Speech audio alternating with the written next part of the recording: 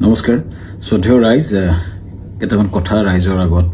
মুকলি কৰি দিয়াৰ কাৰণে কথা কোৱাৰ কাৰণে আহিলো যোৱা কিছুদিন ধৰি আমাৰ মৰমৰ জুবিনৰ ঘটনাটোৰ পাছত চাৰিপিনে বিৰাট ৰাইজ দুখত নিয়মান হৈছে আমাৰো কাৰণে আমাৰ বুকুৰ আপোন মুৰতি একেলগৰ ফিলছফাৰ ফ্ৰেণ্ড গাইড মানুহজনৰ ঢুকোৱাৰ পাছত আমি খুব নিয়মান অৱস্থাত আছো আৰু কিছুমান কথা ক'বলৈ ওলাই আহিছো কাৰণ ইমান বেছি ভুৱা কিছুমান কেম্পেইন হোৱাৰ কাৰণে আমি কথাখিনি ক'ব চেষ্টা কৰিছো শ্ৰদ্ধেয় ৰাইজ মই গুৱাহাটীলৈ যোৱাৰ কথা আছিল আজি কিন্তু ইমানেই বেছি মোলৈ মেছেজ আহিছে আহিলে মাৰিম কাটিম প্ৰায় কেইবা হাজাৰ মেছেজ আহিছে যে গুৱাহাটীলৈ গ'লে কাটিম বুলি সেই প্ৰেক্ষাপটত যাব পৰা নাই সেই সময়ত খুব মন আছিলে গৰিমাৰ ওচৰত থিয় দিয়া মোৰ পৰিয়ালৰ নিচিনা মোৰ ভগ্নী গৰিমা বা দলটোৰ লগত এই ঘটনাটোৰ পিছত থিয় দিব পৰা নাই কিন্তু কিয় পৰা নাই ৰাইজ গম পাইছে কাৰণ আমাক থ্ৰেটনিং কৰা হৈছে কিন্তু আসলতে জুবিন গাৰ্গক মৃত্যুত আমি দুখী নেকি এই কথাখিনি খুব কিছুদিন ধৰি ছ'চিয়েল মিডিয়াত কিছুমান ব্যক্তিয়ে টিআৰপিৰ আশাত মামাকে দুখী সজাই কেংগেৰু কাউট পাতি যে নিজৰ ডিগ্ৰী দিলে কিন্তু আচলতে কথাটো কি জুবিন গাৰ্গক আমি কিয় মাতি আনিছিল শ্ৰদ্ধা ৰাইজ আমি যেটো নৰ্থ ইষ্ট ফেষ্টিভেল ডিল কৰো হেতুত উত্তৰ পূবৰ বিভিন্ন সংস্কৃতি বা খাদ্যবাদ পৰ্যটনৰ প্ৰসাৰ কৰা হয় প্ৰথম 2013 চনত পাতোতে আমি জুবিন গাৰ্গৰ লগতে কথা পাতিছিল তেখেতেই আমাৰ ব্ৰেণ্ড এম্বাসেডৰ হিচাপে গাইড কৰিছে যে মই সংযুক্ত থাকিম অনুষ্ঠানটো আমি একেলগে কৰিম টিভিত বা বিভিন্ন মিডিয়াত তেওঁ বহুবাৰ কৈছে যে শ্যামকানুৰ সৈতে মিলি আমি নৰ্থ ইষ্ট ফেষ্টিভেল পাতো দিল্লীত বা বিশ্বৰ বিভিন্ন ঠাইত তেওঁ নিজে ইয়াত সংযুক্ত আছে বুলি বহু ভিডিঅ' আছে মই আপোনালোকক জনাম দেখুৱাম এই ব্যক্তিজন আমি যেতিয়া বাহিৰত অনুষ্ঠান যতে কৰো আমি তেখেতৰ পৰা আলোচনা কৰো আৰু যেহেতু আমাৰ ব্ৰাণ্ড এম্বাসেডৰ আৰু যেতিয়া আমি বিদেশত কৰিলো দুইবাৰ তেওঁ বেংককত গৈছিলে আৰু এইবাৰো যেতিয়া আমি ছিংগাপুৰত কৰিবলৈ গলো তেখেতক আমি কলো যে ছিংগাপুৰত কৰিব বিচাৰিছো সো আমি কলো এনেকৈ কৰিব আমাৰ গোটেই প্ৰগ্ৰামটো এনেকুৱা হ'ব তেখেতক কলো যে তুমি যাবা নেকি তেখেতে কলে যাম মই যাম মোৰ লগত মোৰ ভাতৃ সন্দীপনক লৈ যাম আৰু মেনেজাৰ সিদ্ধাৰ্থ যাব আৰু আমাৰ শেখৰ যাব সো এনেকৈ কলে কোৱাৰ পাছত আমি পিছত আৰু গৰাকী সংগীত শিল্পীও আহিলে সো কোৱাৰ পিছত আমি আয়োজন কৰা প্ৰক্ৰিয়া আৰম্ভ কৰিলো আৰু প্ৰথম কথা শ্ৰদ্ধেয় ৰাইজ জুবিন গাৰ্গক মতাটো পাপ নহয়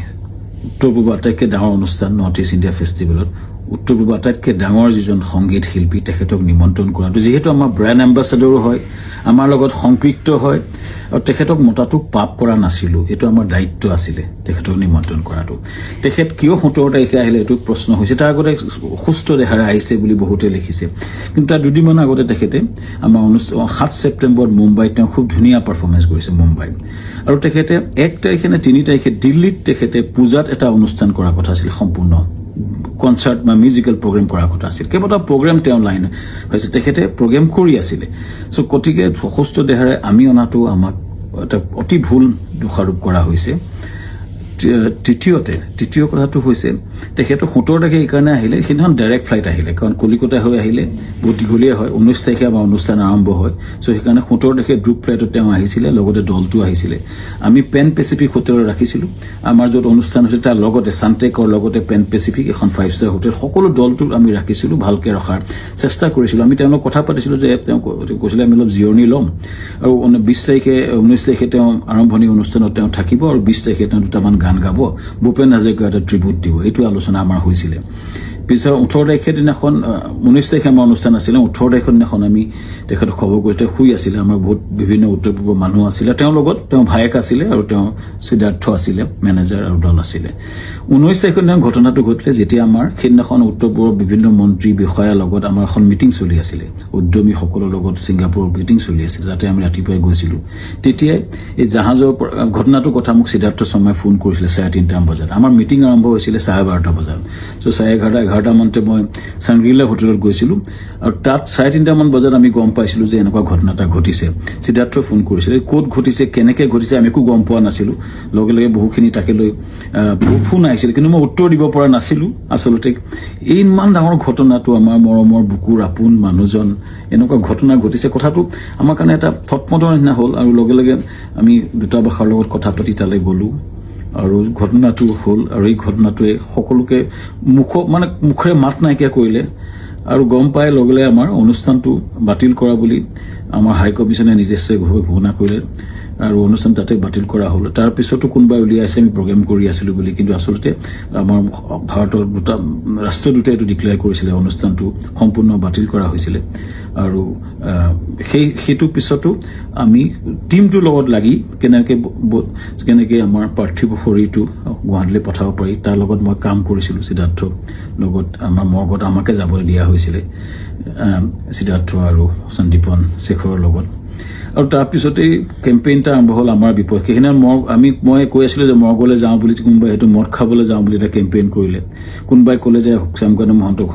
মানে ধৰি হত্যা কৰিব লাগে এনেকুৱা ধৰণৰ কেম্পেইন আৰম্ভ হ'ল আৰু এটা ভয়ানক আমাৰ বিপক্ষে এটা কেম্পেইন শ্ৰদ্ধা ৰাইজ এটাই মই ক'ব খুজিছো যে আমি গোটেই প্ৰক্ৰিয়াটোত কোনো পদ্ধতি জড়িত নাছিলো য'ত ঘটনা ঘটিছিলে তাত 12-13 মান অসমীয়া সমাজৰ লোক আছিলে আৰু বিভিন্ন দলটো আছিলে যেতিয়া ঘটনাটো ঘটিছিল তাৰ বহু দূৰত আমি আছিলো আমাৰ দলটো বহু দূৰত আছিলে সো আমাক দোষাৰোপ কৰি এই প্ৰক্ৰিয়াটো কিয় কৰা হৈছে কেজমান ব্যক্তিয়ে ইচ্ছা কৰি এটা ডাঙৰ কেম্পেইন কৰি পেলাই আমাক বদনাম কৰাৰ বা হত্যা কৰাৰ প্ৰক্ৰিয়া যেটো কৰিছে শ্ৰদ্ধা ৰাইজ তাৰ এটা ন্যায় বিচাৰিছো এতিয়া এসআইটি হৈছে আমি খুব আদৰণি জনাম যি প্ৰশ্ন হয় উত্তৰ দিব বিচাৰিছো কাৰণ আমাৰ ফালৰ পৰা আমি ক'বলগীয়া কথাখিনি আমি কম আমি আদৰণি জনাইছো সঠিক তদন্ত হোক কিন্তু এই যেটো ঘটনা ঘটিছিলে জাহাজখনত বহু দূৰত আমি আছিলো আৰু আমাক এই ঘটনাটো সময়ত এই যিজন ব্যক্তি আছে তেওঁলোকে তাৰ কথা ক'ব পাৰিব কিন্তু আমাক এই ঘটনাটো সময়ত আমাৰ সম্পৰ্কে কোৱা আমাৰ একচুয়ালি আমি নাজানিছিলো কিন্তু এটা কথা হয় এই যেটো ঘটনা হ'ল এই ঘটনাটো আমাক সম্পূৰ্ণৰূপে বিধ্বস্ত কৰিছে আমাৰ জুবিন গাৰ্গ আমাৰ কাৰণে আছিলে সাহস জুবিন গাৰ্গ আমাৰ আছিলে ব্ৰেণ্ড এম্বাসেডৰ জুবিন গাৰ্গ আমাৰ অনুষ্ঠানটোৰ মূল হৃদপিণ্ড আছিলে হৃদপিণ্ডজন যোৱাৰ পাছত আমাৰ যি অৱস্থা হৈছে আমি গোটেই দলটোৰ আমাৰ গোটেই বিধ্বস্ত অৱস্থা আমাৰ সকলোৰে আৰু ইয়াৰ পাছত যেটো আক্ৰমণ হৈছে আমাৰ পৰিয়ালৰ ওপৰতো আক্ৰমণ হৈছে ফেক ভিডিঅ ওলাইছে ফেক ফোন কল ভাইৰেল হৈছে ইমান জুবিন গাৰ্গে এই অনুষ্ঠানটো নিজৰ বুলি আগুৱাই লৈ গৈছিল তেওঁ অনুষ্ঠানটোৰ গুৰুত্বটো বুজি পেলাই নিজকে আগুৱাই লৈছিল আৰু সেইজন ব্যক্তিৰ স্মৃতিত আমি বহু কৰিবলগীয়া আছে কিবা যদি জীৱনত কৰিব বিচাৰো জুবিনৰ স্মৃতিত নিশ্চিতভাৱে কৰিব বিচাৰিম কিন্তু এই যেটো অন্যায় হৈছে যেটো মিছা অপবাদ দিছে ন্যায় হোক চৰকাৰক বিচাৰিছো ন্যায় হোক আৰু আমিও ন্যায়ালয়ত যাব লাগিব আমাক দেখত আইন বুলি এটা বস্তু আছে যে মিছা অপবাদত আমাক যেটো কৰা হৈছে বা নিজৰ ঘৰলৈ যাব নোৱাৰা অৱস্থা হৈছে আমি নিশ্চিতভাৱে কিছুমান মানুহ উচতনি দি যেটো কৰিছে আমি ন্যায়ালয়ক নিশ্চিতভাৱে ক'ব লাগিব যে আমাক ন্যায় দিয়ক সুৰক্ষা দিয়ক আৰু ৰাইজৰ পৰা ন্যায় বিচাৰিছো চৰকাৰৰ পৰা ন্যায় বিচাৰিছো আৰু জুবিনৰ আমাৰ মহান শিল্পী আমাৰ মৰমৰ বুকুৰ আপোন মানুহজনৰ আত্মাই চিৰ শান্তি পাওক ৰাইজৰ পৰা আশীৰ্বাদ বিচাৰিছো ন্যায় বিচাৰিছো ধন্যবাদ